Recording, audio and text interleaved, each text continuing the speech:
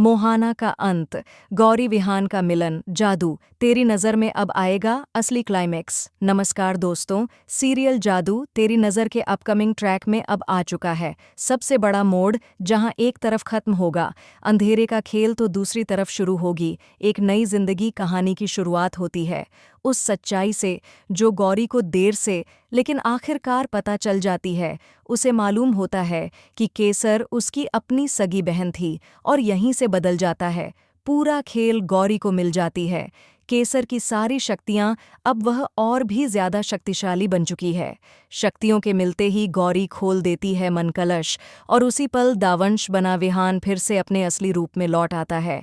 वो फिर से बन जाता है हमारा प्यारा विहान। सिर्फ इतना ही नहीं, गौरी को वापस मिल जाती है राश्वामणि। अब गौरी के पास है दोहरी शक्ति, केसर की शक्ति और आश्वामणि का तेज। इधर विहान अब पूरी तरह समझ चुका है मोहाना का खेल, लेकिन वह अब चालाकी से खेलता है। वह अपने परिवार को मारने का नाटक करेगा सिर्फ इसलिए ताकि मोहाना को लगे कि उसका महाप्रलय वाला प्लान सफल हो गया है। जैसे ही मोहाना को यकीन हो जाता है कि उसका दूसरा चरण भी पूरा हो चुका है, वहीं से खेल पलटता है। विहान इशारा करता है और गौरी करती है। सीधा वार गौरी मोहाना की छोटी काट देती है और उसी के साथ खत्म हो जाती है। मोहाना की सारी शक्ति, मोहाना तड़पते हुए गिर पड़ती है और उसकी आंखें हमेशा के लिए बंद हो जाती हैं।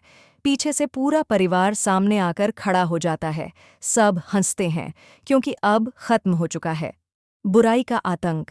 इसके बाद एक भावुक मोमेंट आता है जहां विहान और गौरी एक दूसरे को गले लगा लेते हैं।